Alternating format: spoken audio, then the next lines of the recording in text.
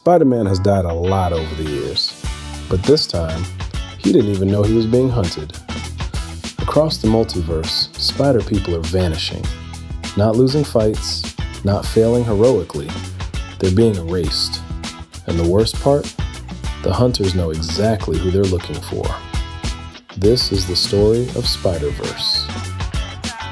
It begins with Morlun. Peter Parker thought Morlun was dead, burned to ash, gone forever. But Morlun was never just a man. He was an inheritor, a being who feeds on spider totems, the mystical force behind every spider person across reality. And death was never going to stop him. Morlun awakens weakened, furious, and starving. But this time, he's not alone. His family has returned with him, the Inheritors. Predators who don't hunt worlds, they hunt spider people. Across dimensions, Spider-Men and Spider-Women begin to fall. Not in epic battles, not in heroic last stands. They're ambushed, overpowered, consumed. Their powers, their strength, their very essence devoured. And no one understands why. On Earth 616, Peter Parker feels something is wrong. Spider sense doesn't scream, it whispers. A sense of loss he can't explain. Meanwhile, in another reality, Morlun's family tracks a Spider-Man through a ruined city. He fights, he runs, he dies, and the hunters move on, because there are thousands more. Peter finally comes face to face with Morlun again, and Morlun doesn't taunt him, doesn't monologue. He tells Peter the truth. You are not special. You are livestock. Every spider person across the multiverse is connected by the same force, and the Inheritors have been feeding on it for centuries.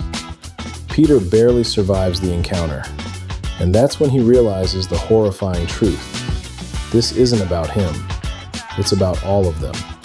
Peter begins gathering allies, spider people pulled from broken timelines, doomed futures, and forgotten worlds. Spider-Man Noir, Spider-Gwen, Spider-Man 2099, and one Spider-Man no one expected to see leading the charge, Otto Octavius, the superior Spider-Man. Unlike Peter, Otto doesn't believe in hope. He believes in efficiency, and he quickly takes control. The Spider Army forms, hiding between realities, jumping from world to world, trying to stay ahead of predators who can smell them across dimensions. But the Inheritors are always closer than they seem. Safe zones fall. Traps fail. Spider people die screaming. Otto pushes harder, colder decisions. He's willing to sacrifice some to save the rest. Peter can't accept that, and the cracks begin to form.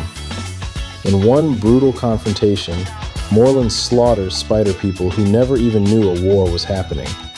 Entire worlds lose their Spider-Man in seconds, and Peter realizes something terrifying.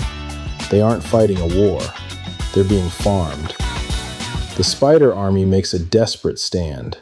It fails. Morlun kills again, and again, and again.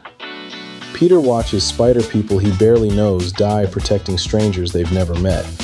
And for the first time, Peter Parker begins to question something he's never doubted. What if being Spider-Man is the reason they keep dying?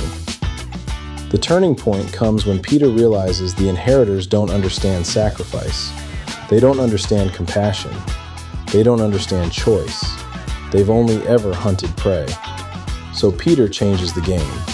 Instead of running, the Spider Army lures the Inheritors into a trap. A world built to cage them, starve them, and turn the hunters into prisoners. Otto objects.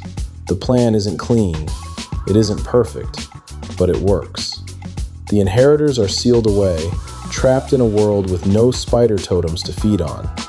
Morlun is defeated, not by strength, but by understanding. The spider people survive. Not all of them, but enough.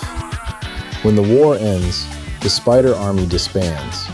Each spider person returns to their own reality, forever changed. Peter Parker goes home knowing something he didn't before.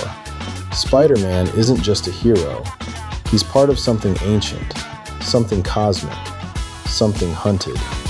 And somewhere out there, the multiverse remembers what happened, because predators never forget a meal that escaped, and the Spider-Verse is far bigger than anyone ever imagined.